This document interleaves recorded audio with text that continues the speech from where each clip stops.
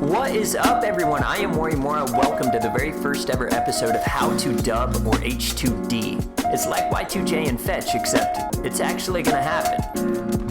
This is a series where we're gonna be taking deep dives into exactly what it takes to get the dub. Let's get started with Treyarch's 2018 release, Call of Duty Black Ops 4 Blackout mode, and we're gonna be flying solo. Phase 1, the drop-in. You're going to want to begin by railing your character straight down into a nosedive, pulling out prematurely at around 60 miles per hour to show the world that you can fly 65. Now this should allow you to reach your destination, and by the way, you should have had one of those when you jumped out of a moving helicopter, sooner than the meatbags from pregame.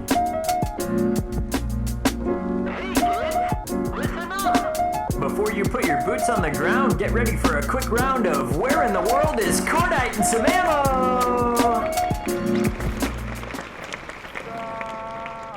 Phase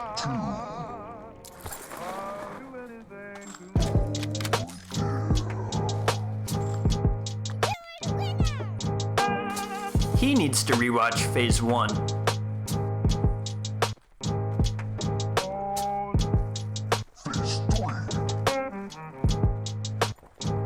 Now this is what happens when you're either deaf, distracted, or just too broke to afford a proper headset.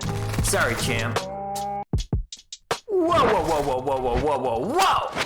Rule 637, loot quickly. It took this man 7.2 seconds to pick up one gun in a tiny room.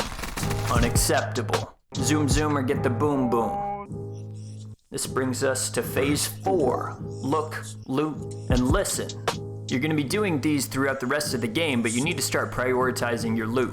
Since I don't have armor, that's going to be going straight to the top of the list. It's safer to assume that everyone else already has some, so don't challenge without it. There we go.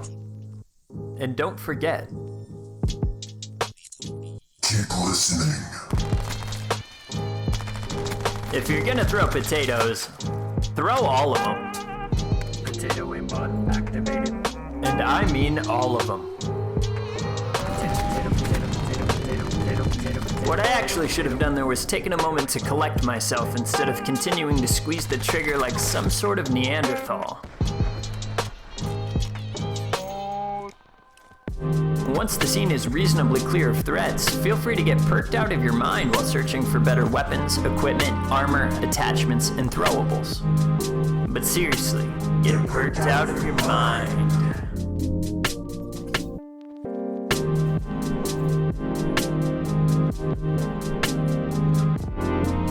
This is a yeet hammer. Don't be afraid to use them because they can get you out of some very, very tough situations. Like these.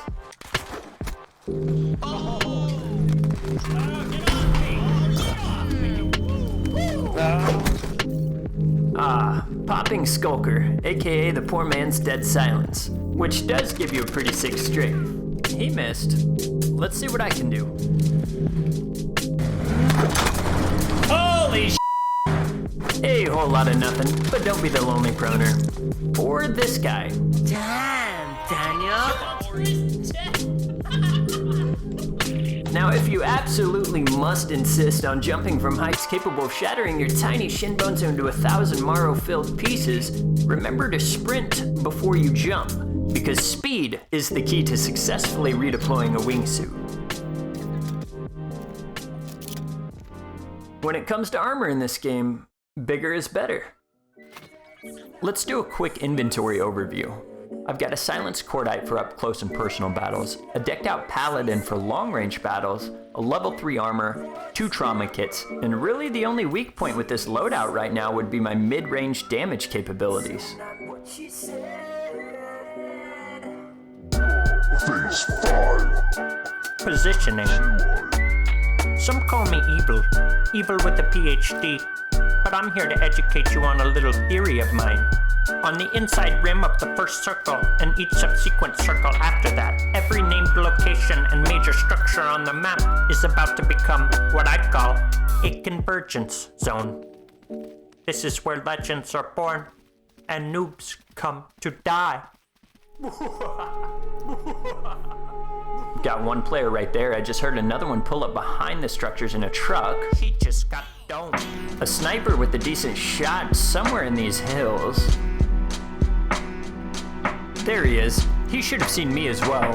Now I could push him right now, but I would risk pinching myself between him and the third party, so I'm gonna play it safe and circle around on the outside here.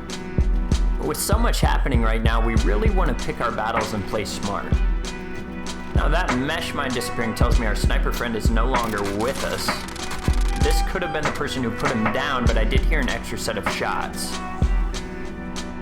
What you're about to witness is the mid-range weakness I was referring to. It took entirely way too many shots to put that man down. Couple that with the fact that the circle is looking to end in the desert this match, and I'm gonna go ahead and swap this cordite out for an assault rifle. I've also restocked on equipment and armor plates. Don't be afraid to use mesh mines preemptively. If someone wants to try to run you over in this game, I say let them. Luckily for me, this guy's gonna fall for the old BB&B, body bag bait. If you find a body bag that is unopened and you did not put that person in the ground, that is not yours. It is almost definitely being watched by another player. What I just did to those people was a tactic called gatekeeping, which is when you hold the inside position of the next circle so that people on the outside have to come through you. Walking in late puts you at risk of being gatekept yourself. Level 3. Gatekeeper. As important as it is to take this guy out, it's equally important to stay ahead of the circle so that I'm not fighting two enemies at once. A swift shot to the testes should buy me enough time to bridge the gap. I am fighting a level 3 armor with high ground, so I'm gonna go ahead and pop a dead silence to take every advantage that I can get. This game loves to reward aggressive play, so don't be afraid to use all of the violence, speed, momentum, and fake mustaches you need to get the dub. It's best practice to top your health and armor off before digging around in any body bags, unless you want to risk crawling in there and living there for the rest of the game. Now this isn't what I would call a marathon match, but we do have a bit of a lame run in front of us, so I'm gonna take this opportunity to give a shout out to my man, Flannel Lewis, who has provided me with all the music you've heard in this video. If you like what you hear and want to show Flannel Lewis some love, I've linked up the MoriMora mixtape on SoundCloud in the description below.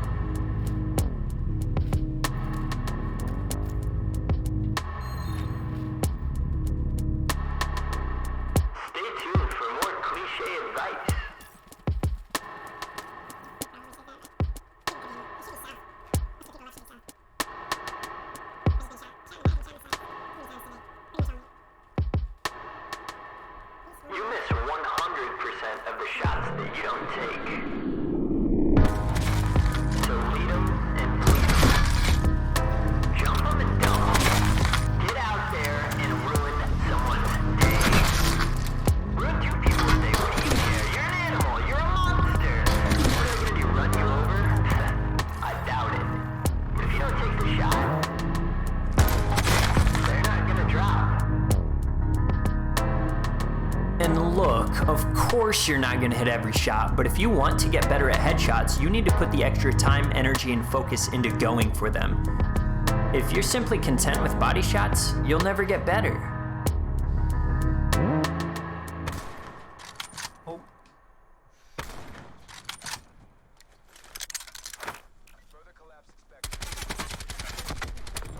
Do you remember what I said about healing before you go digging around in someone else's body bag? Yeah, that's why. It turned on. That was the dude I was looking for. Sniped in the caboose. Time to dodge, duck, dip, dive, and dodge. Ooh, piece of candy. Now the only reason that I'm going back to peek this is because I have level 3 armor and I know I can take one headshot and live. That doesn't make it any less of a terrible idea. Another sniper is now taking shots on me. This is an all-around horrible situation because the endgame circle hurts. It's like I'm trapped in a burning building. On one side I have someone holding the door shut. On the other side I have a window that I'm probably going to hurt myself jumping out of. The best advice I can give anyone in a situation like this is to simply pick an exit, commit to it, and try your best to force your way through.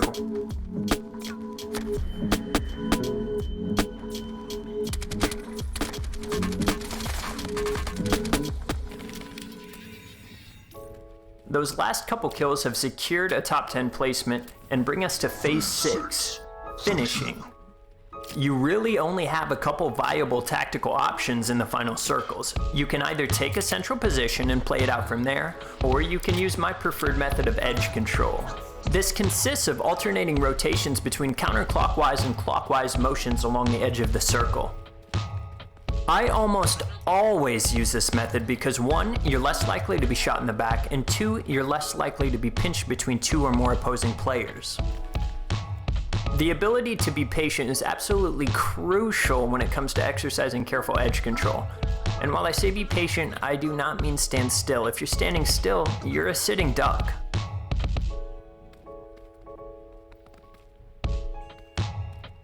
The last known location of another player for me is whoever put a bullet in my bum, and I'm anticipating that they'll be coming my way very shortly.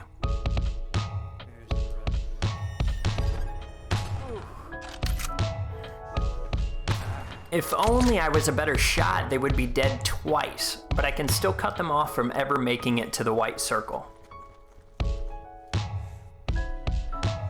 Did you catch that grapple? Got a sniper to the east taking shots on me. I'm gonna go ahead and use this ridge as cover while I clean this guy up. And then there were 4, with another hidden sniper to find.